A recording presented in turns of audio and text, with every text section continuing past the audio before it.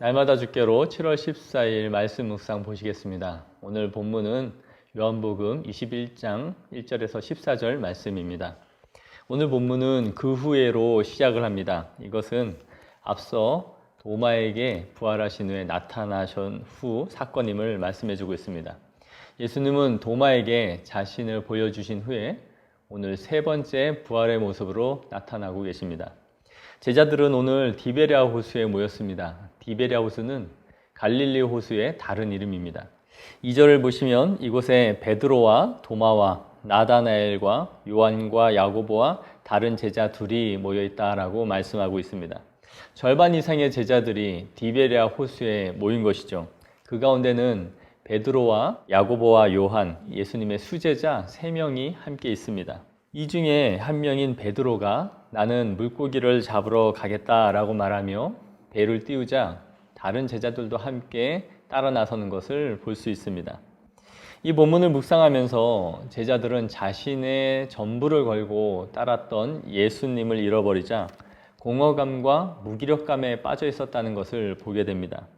하지만 이제 정신을 차리고 현실을 직시하여 그들이 생각해낸 것은 다시 그들의 본업으로 돌아가야 하겠다라고 생각한 것이죠. 이들은 이렇게 생각했을 것입니다. 그래, 우리가 따르던 그 예수님은 죽었어.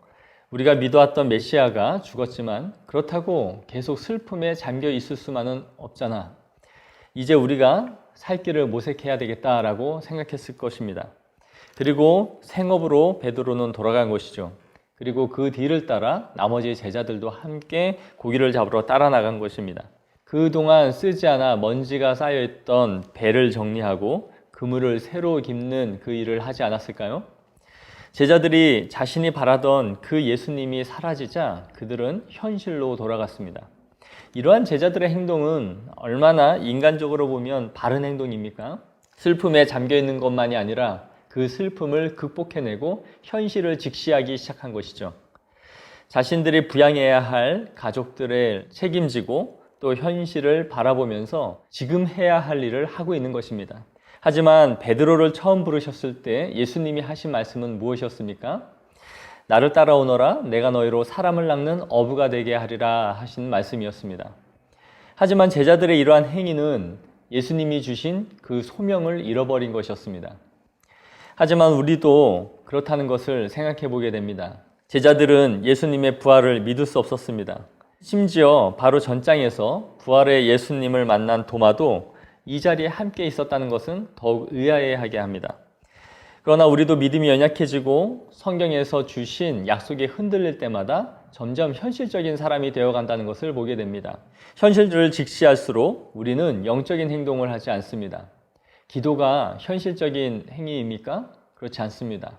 기도는 많은 것들을 내려놓고 하나님 앞에만 서는 행위입니다. 바쁘게 뛰어다녀도 될지 말지 하는 이 시대 속에서 조용히 하나님께 아른다는 것은 사실 현실적인 방법이 아닙니다.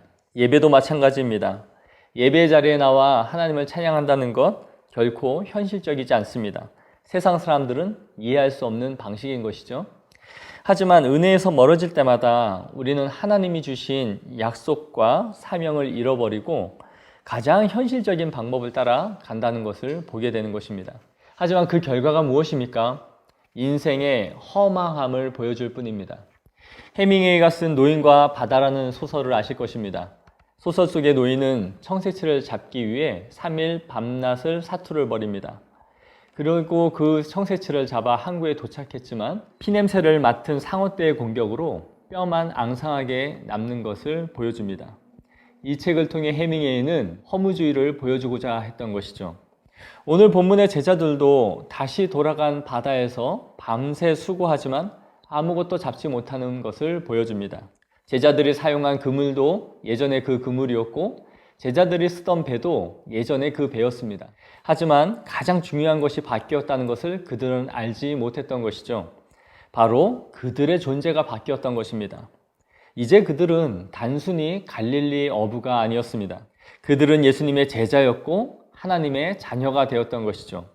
그들의 존재가 바뀐 이상 이전에 그들이 추구하던 삶의 방식으로는 그들의 삶에 어떠한 희망도 얻을 수 없었다는 것을 알지 못했던 것입니다. 우리가 그렇습니다. 하나님을 떠나 우리의 현실적인 삶과 방식으로 살아가는 것은 텅 빈 그물과 같이 우리의 인생을 허무하게 할 뿐 아무것도 우리를 이끌어가지 못합니다. 우리가 기억해야 하는 것은 예수님이 우리에게 주신 사명을 따라 그 말씀의 약속을 부여잡고 살아가는 것인 줄 믿습니다. 물고기를 잡기 위해 밤새 수고한 제자들에게 예수님은 숯불에 생선을 굽고 떡을 준비하셔서 아침 식사를 마련해 주십니다. 그리고 제자들에게 조반을 먹으라고 말씀하시는 것이죠. 예수님이 제자들에게 수고하고 무거운 짐진 자들아 다 내게로 오라 라고 말씀하셨듯이 이제 예수님은 제자들을 쉬게 하십니다. 자신을 배반하고 떠나간 그 제자들에게 당시에 왜 그랬느냐고 책임을 묻지 아니하시고 따스한 미소와 위로로 자신의 인생의 방식대로 땀 흘리고 수고하며 지칠 대로 지친 이 제자들을 위로해주고 계신 것입니다. 마치 집에 나간 아들이 사고를 치고 모든 재산을 다 팔아 엉망으로 만들었지만 단지 건강하게만 와주었다라는 것으로 감사해하며 아들을 맞이해주는 어머니처럼 그렇게 제자들을 위해 친히 조반을 준비해 주시고 계신 예수님의 모습을 보여주는 것입니다. 이렇게 우리는 주님께 다시 올 때만이 참된 평안과 안식을 얻을 수 있다는 것을 기억하시기 바랍니다. 혹시 우리의 믿음이 연약해져서 교회라는 울타리 안에는 있지만 끊임없이 나의 살 길을 현실적으로 찾아가고 있지는 않습니까? 그 결과 제자들의 텅 빈 그물처럼 허무하고 공허하지는 않습니까? 오늘 이 시간 주님 앞에 한 발짝 더 가까이 나아오는 것은 어떻겠습니까? 따스한 주님의 품 안에 참된 안식과 평안함이 있습니다. 오늘도 주님과 함께 동행하는 하루 되시길 바랍니다.